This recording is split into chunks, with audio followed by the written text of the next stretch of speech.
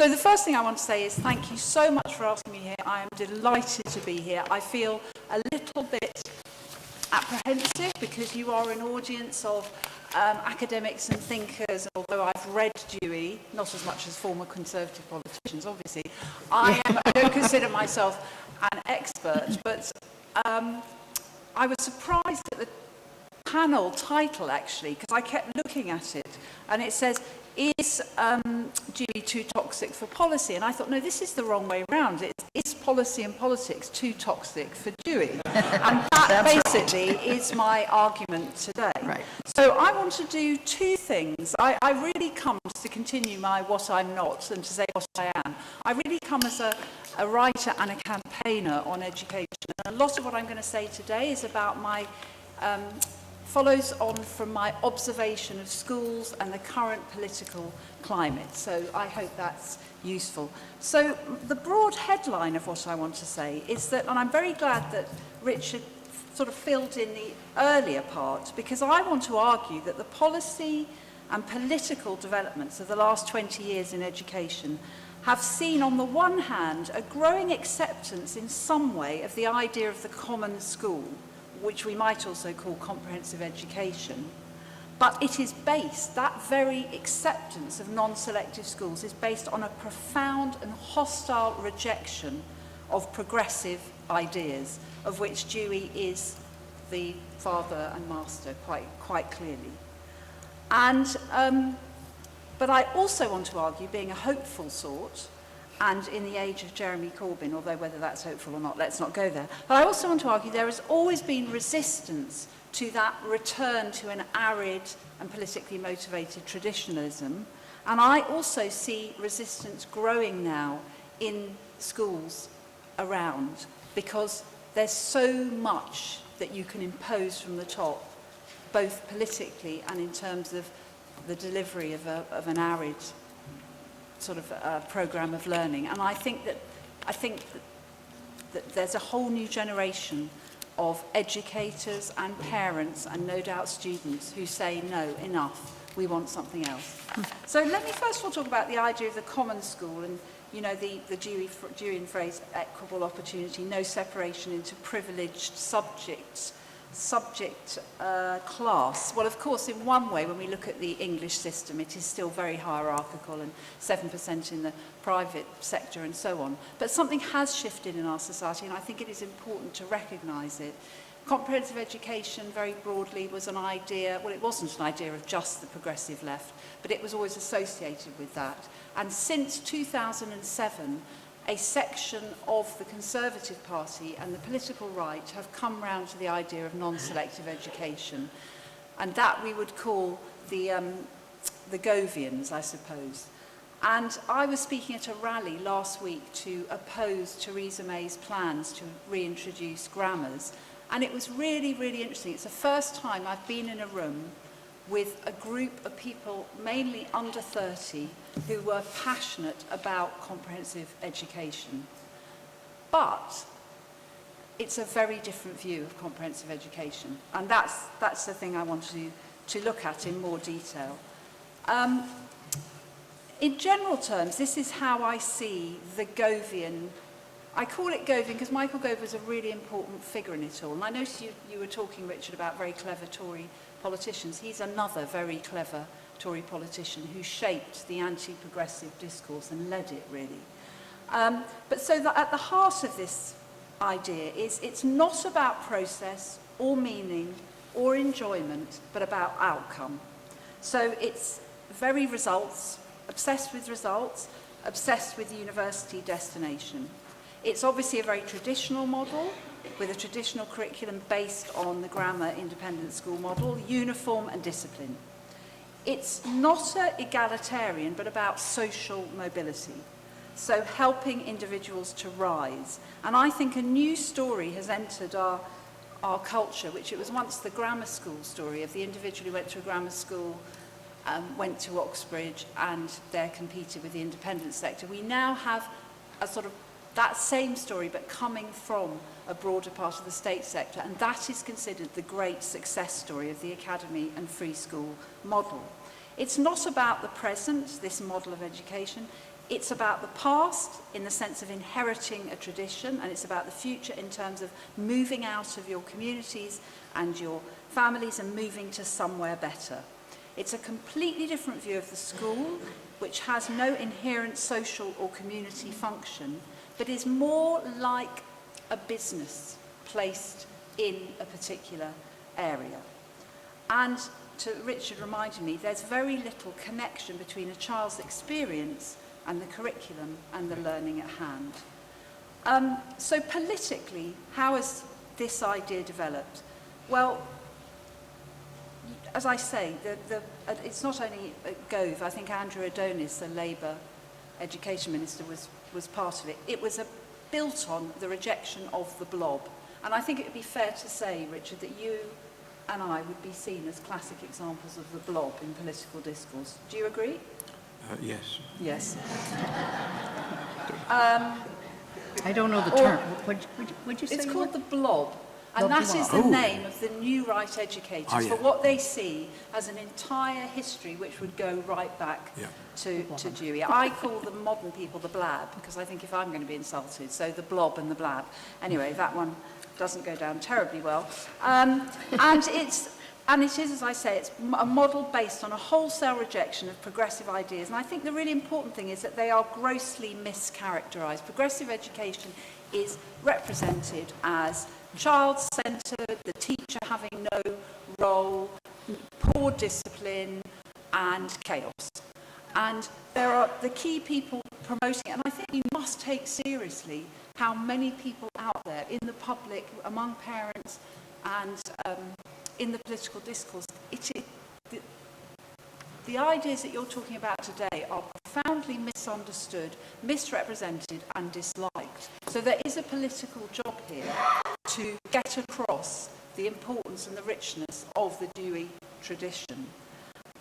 Two important parts of this anti-progressive strand in politics. One is Michael Gove himself, and I do recommend, if you have time and can deal with the irritation that it provokes, that you read a speech he gave in January 2013 to the Social Market Foundation, in which he set out his ideas of how progressive education had ruined our education system and why traditionalism was the answer.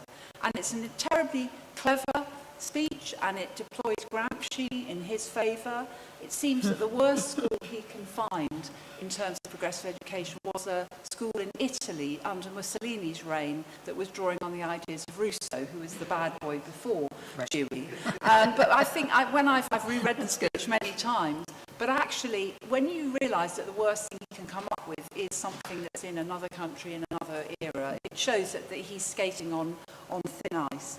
But he puts forward this idea that also is the idea that the left, who are connected with the progressive Jewish tradition, have let down the working class, so it's got another angle to it. And then there's also a group of young educators who are rejecting everything that you stand for and this conference stands for. So there's a very interesting young woman called Daisy Christodoulou who wrote a book called The 7 Myths of Education, which is in essence arguing that children need knowledge. It's taking a Hirschian idea, but it's more intense. They need to build up knowledge base in order to question the world and so on. And then a book by somebody called Robert Peel called Progressively Worse, The Burden of Bad Ideas in Education, which the Daily Mail that you mentioned gave many excerpts, enjoyed publicising. And I reread that article this morning, and it was very, very interesting. It talked about his beginning working in a Birmingham comprehensive and how it was chaos and nobody wanted to learn and the teachers were unable to control the class. And he then said, where do we find the root of this problem in a Birmingham comprehensive? Now, I could have given many roots of a problem in a Birmingham comprehensive: inequality, teachers overloaded, lack of resources, and so on. And he says, no, we need to go back to A.S. Neal and Summerhill, because that's where it all went wrong. And so I think what's interesting, actually, it's an interesting point that those earlier conservative politicians and the black papers and all that, I think they knew about Dewey more and drew on Dewey more. I think this later generation don't know so much about Dewey, and they're working second hand. But Having said that, I looked through all my education books over the last few days. I've got about 150, and I looked through many of them, and Dewey is in pretty well every single index, you know, so he's clearly very important, but I think he is diluted for this new generation of educators. So Robert Peel and Daisy Christodoulou, very, very influential among a new group of academy and free school teachers. So where has this led in policy terms? Well, I think it has led to a toxic mix of authoritarianism and deregulation. And I'm just going to briefly talk about that and then talk about where the resistance is, because I want you to feel more cheerful. So we have a narrower curriculum in both secondary and primary. There is now this absolute commitment to facts, the mastery of the facts. Teachers are there to deliver. We have the EBAC, which is an accountability measure that says only certain traditional subjects count. We have literally the dearth and the death of creative subjects in many schools. I'm part of something called the Local Schools Network, which is a web-based campaign for good local schools, and we did an assessment of how many schools were dropping design and technology and art because they were trying to meet the accountability measures, and it was sort of 25% or 30%. So that's very depressing. There's this clear distinguishing between subjects that count and those that are of lesser value.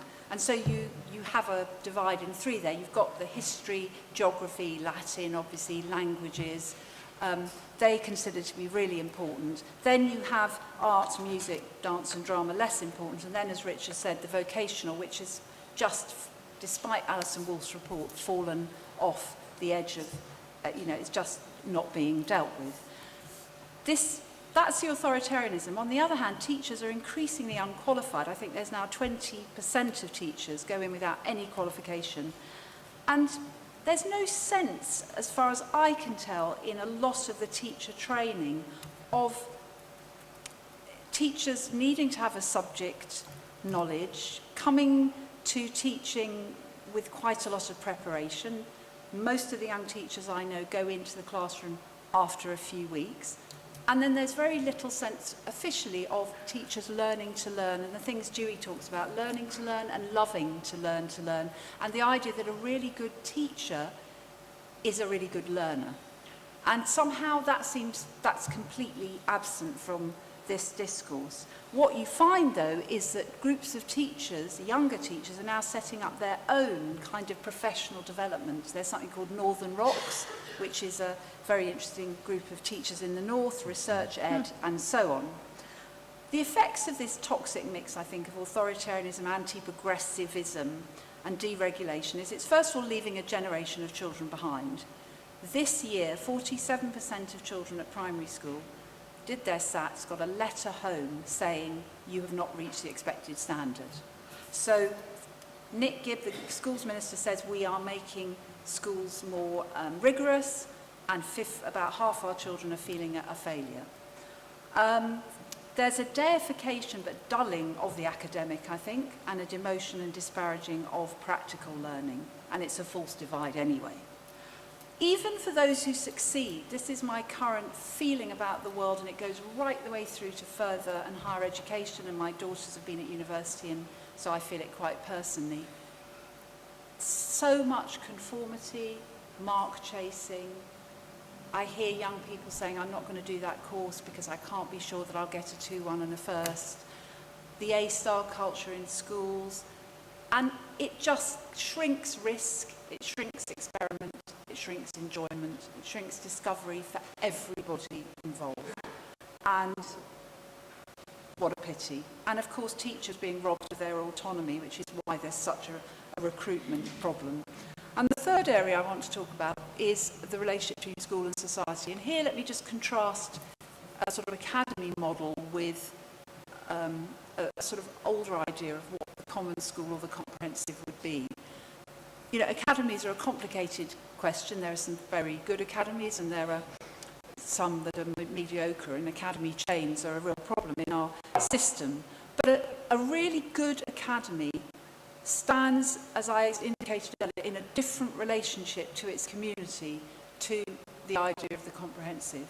Its message to parents is, send your child here and we will, as I was saying earlier, help them to move on and possibly move out of the world that they're in. Send your child here and we will get them good results.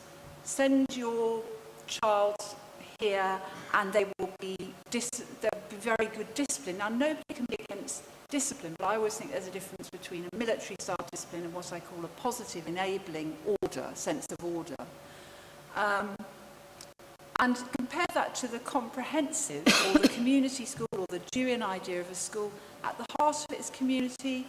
Michael Fielding's here, the book he wrote with Peter Moss, which I was rereading this week, that it's a centre of a community and adults can come in and learn and children bring their knowledge of their family and their life to the curriculum and to learning. Parents are very involved in the governing of a school and so on. Whereas, of course, in the academy model, and it's a very important thing to say, or in the modern model of the comprehensive school, it's quite corporately, it's corporate sponsor, private money, it's the object of philanthropic interest. And whatever you think of that, and we probably will all think the same thing about it, it's a completely different idea of the role of the school. So let me finish by talking about resistance. I think there is resistance to all of this. I think there always has been. I'm on the board of Forum, a magazine exploring comprehensive education. We have some members here. Forum has always been a magazine and a journal that looks at education in a completely different way. And when the chair, Michael Armstrong, recently died, for me to reread the kind of his idea of what education was about, so completely antithetical to everything that is going on. There's projects like Learning Without Limits, which is also represented here. There are individual figures more in the mainstream, like Sir Kenneth Robinson, who is sort of expressing the need for creativity. Interestingly enough, the independent school has taken a new role in this progressive, traditional, false dichotomy, because independent schools have the resources and the confidence to keep creative subjects, to recognise the importance of it. And I went to visit, what's a school, Wellington, Anthony Seldon School, Wellington. They do all sorts of interesting things there because they have the money and they have the confidence and all the rest of it. But to contrast their expanding into emotional literacy and experimentation and the arts and the shrinkage and the constraints of the state school is quite depressing. Other organisations like Slow Education and so on. And there's a new generation of confident, rebellious parents on Twitter, which is a modern means of communication. I read recently, yesterday, a parent saying, I'm taking my child out of a highly successful school where they get 95% A to C's because they cut music, art and drama, and I'm sending them to a so-called failing school because there they can get the education that I think is important. And then the final point is schools themselves. And I would define two kinds of schools in the current environment that are bucking the trend. The first is what Brian Lightman, the head of a trade union, teacher trade union, talked about: confident schools and constrained schools. And there are confident schools within the state system that are trying to do things differently. One of them is the traditional maintained local comprehensive that is carrying on doing what it always did, has been completely ignored by policymakers, derided in many cases, but has just kept being community school with a broad and balanced curriculum and doing their best within all the constraints that there are. Then there's a new body of thinkers that you might find interesting. Highbury Grove in London is a good example, where they are trying to bridge the gap, as they sit, between progressive and traditional schooling. And they're experimenting with oracy. This oracy is a new thing within these kind of schools. And another school is Schools 21, a free school set up by Tony Blair's speechwriter, where it puts the spoken word at the heart of everything that students do from the first day they go to school. And it seems to be quite an impressive experiment. And Peter Hyman said in a recent Guardian interview, I just ignore what the government says and I do what I think is right. And it's creating an environment that I think all of us would find interesting. And then to end, finally, is the constrained schools. And in the last year, I get asked, because maybe I write about education, maybe people think I'm a friend to people who are treated badly. I've been asked to go to different schools in the country, schools that would probably be considered secondary moderns, schools that do not attract many sort of so-called academic learners. And really, they have them there. I think Deweyan principles are most in evidence. The only places I went that had kitchens, as when I went to school, kitchens where you could learn to cook, motor vehicle places where they could learn about cars, very much built on practical learning and enjoyment of learning. And I saw sort of 11 and 12-year-olds standing up and talking, aged for about 20 minutes, about their learning, what they'd learned, criticising their own style of learning and so on, but developing confidence and enjoying the process. And so I think, don't lose hope. Those ideas are still there, and we just need to encourage them more. Thank you very much.